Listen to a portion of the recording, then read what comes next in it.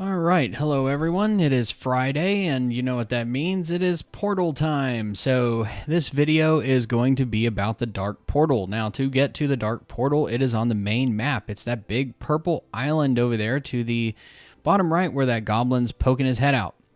So, this is always on the map. If you were to click it during the week, you most likely get a message that says, "Oh, we're out to lunch."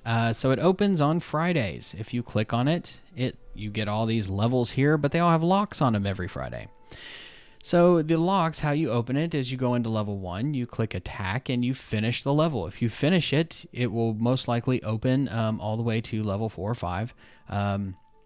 In which case you can go to the top one that you can do, attack that one. If you complete that one, you keep unlocking levels until, you can't go anymore because it's increasing difficulty. So as you go up, you get what's called Dark Souls. This is kind of like a currency. It functions very, very similar to Valor or badges that you unlock and win inside the arena tournament. So you get these for winning the levels, and then you can buy things in the Dark Portal store, which is over there to the top right-hand corner. Now, every single one of these has a difficulty level, so if you click on a level, it will tell you, kind of similar to any battle, what the difficulty level is compared to your power level. It functions similar to a clan war style where there's multiple waypoints, though. So as you work your way up through the levels, I want you to pay attention to one thing. Notice that every once in a while you'll come across a level that has a chest. It's very important to pay attention to this because as you go through the levels sometimes, like if you click level 1 and you attack it and you unlock it, it may not just unlock level 2, it may unlock the next 4 levels. And so forth and so on. So if you just skip the next few and just go straight to level 4, level 5, and then you skip the next few and go up to level 9, level 10, you may inadvertently skip a chest. So make sure that you watch and pay attention to every single level on the way up. And if you ever see a chest, make sure to complete that level. Now, anytime that there's a level with a chest, it does not mean that you can repeat that level every time and get a chest every time. It is a one-time thing. If you complete that level, you get that chest one time. These chests get better the higher level you go. So the contents of the chests get better. Now, back to these Dark Souls things. Accumulating them, and the way that it works is you can see the meter across the top that says Dark Souls in the portal, 490 million. So the way that it works is it has a finite amount of Dark Souls in the portal, okay? So every time that any player gets a Dark Soul out of the portal by completing a level, it takes it away from the total. When that total reaches 0, the Dark Portal is closed. Nobody else can get any more Dark Souls, so it's kind of a scramble. Typically, the Dark Portal lasts for approximately 2 to 3 days, usually throughout the weekend. Now, getting these Dark Souls and accumulating them, right now I have 2,305. I actually have had a whole lot more than that, but I've already spent quite a few. The way that they differ from Valor or badges in the arena is that they go away. You have to spend them by the end of the Dark Portal. So when the portal is closed, you will usually get 2 days after the time that it closes to go into the store and spend your Dark Souls. If you don't do that, the Dark Souls vanish. So it is an event-driven reward system. You get in for the weekend, you get as many Dark Souls as you can, and then you spend them and you're done. With the arena, you just keep building them up and keep building them up forever. You don't ever have to spend them, and they don't ever go away until you do spend them. With these, not the case. You got to spend them in the weekend that you get them, or you lose them forever. So let's go ahead and go into the store, and I'll show you what that looks like. The store always kind of has the same items. So the prices for the items are different depending upon your throne room level. So these are the throne room level prices for throne room level 7, which is what I am, but they might be much higher for a higher throne room. The reason being is because, if you're a higher throne room level, you have higher level troops, and it's easier to go all the way up these levels and get higher or more Dark Souls per level. And then, it's easier to get some of these things. So the costs are going to be more expensive. And also, this gear is level appropriate. So, of course, it makes sense that it's going to be more expensive as well.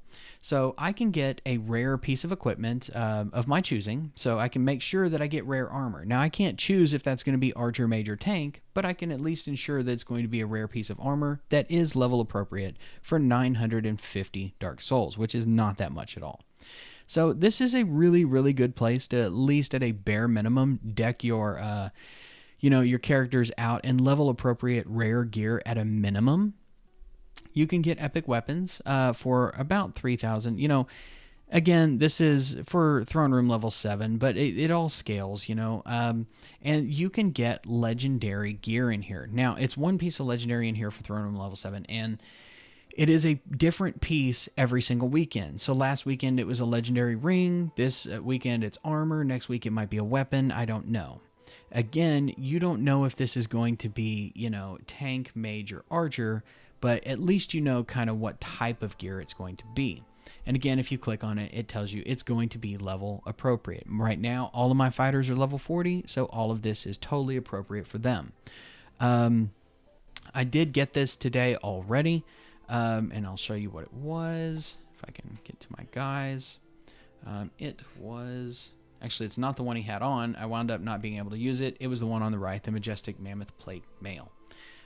So yeah, it wasn't bad at all. It was kind of a waste for me because I already had it. But anyway, so that's the beginning gear piece. And then down here at the Soul Catchers, when you first get in, you'll see a ×2 and a ×3.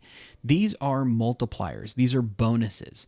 So I believe the ×2 is around 250-ish gems. These cost diamonds. So I highly recommend that you save up your gems or diamonds throughout the week so that you can use them in the Dark Soul. Do it first thing Friday morning, right when the portal opens, because this multiplier stays active for the entire duration of the portal being open. And so 750 diamonds for the ×3 multiplier. It's totally worth it, guys, because you'll get your gear in no time. The demonic spells, these are spells that are specific to the portal. Now, you will get these spells just by normally going through and fighting in the portal, but you can only use them inside the portal. And pay attention, you can only buy these using diamonds. I don't recommend it. Although the resurrection spell is fantastic, it can save you and save you a lot of food from doing a total wipe. Now here's the big one. You can buy purple shards directly in the portal shop. For pretty reasonable. I can already buy 2 of them right here, and this is after I already bought a legendary piece of equipment. Guys, it's only like 2 o'clock my time, Central, on the first day of the portal, and it's still barely, there's tons of souls left.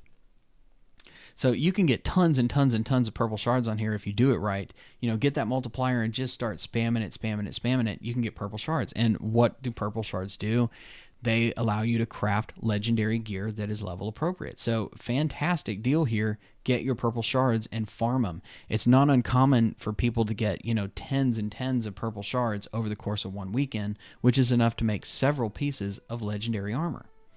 Below that, you can buy diamonds. You can get your diamonds back if you just farm all weekend long. You can get the diamonds back that you used to buy it.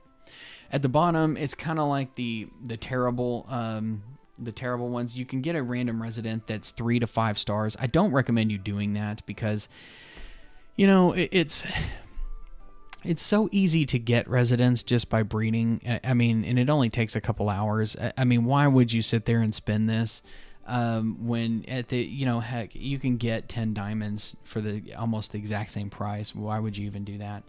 You do have Adept's Chest. It's 386. You get 1 to 2 uncommon items, and you get 1 to 2 rare items plus some uncommon items for Master's Chest. Again, though, that cost is kind of crazy. I don't recommend getting any of those various rewards. I recommend staying with, if you are still in uncommon gear, deck yourself out in the rare here because you'll do that fairly quickly, and it's a great little turnaround. Then go for the epic weapons. If you already have all of that stuff, grab yourself legendary armor if you don't have it already, or legendary piece. Make sure you get that soul catcher, and then immediately start farming those purple shards. And then that's it. That's the how you do it in the portal. Let me show you how this looks like. So my personal strategy is I will, right when it opens up, I'll go buy that 3 times multiplier. I will start completing levels until I get to the highest level where I think that it's possible to just automatically run through that level without having to use any spells whatsoever and just complete it without having too much trouble. If I were to go up from here, then I think, it might be hit or miss. I might die. So after I find kind of my max level of what I'm comfortable with, I will usually go down 2 or 3 levels. For me, that's level 19. And then I will use that as my grinding level. And I will just do that level over and over and over and over again. I put on the 2 times speed multiplier here because I'm on premium. But I will just sit there and spam this and redo this level over and over and over again without worrying too much. Because again, it's like 2 or 3 levels below my maximum. Now, every once in a while, I still do get surprised because here's what happens. You saw that was a boss. That was Argonius. So if there is a waypoint here that has a boss, that boss never changes. But every other waypoint that doesn't have a boss, it's random group of enemies. That random group of enemies just so happens every once in a while to have a magic combination to where it might wipe out your mage or your archers immediately, causing a lot of issues for you.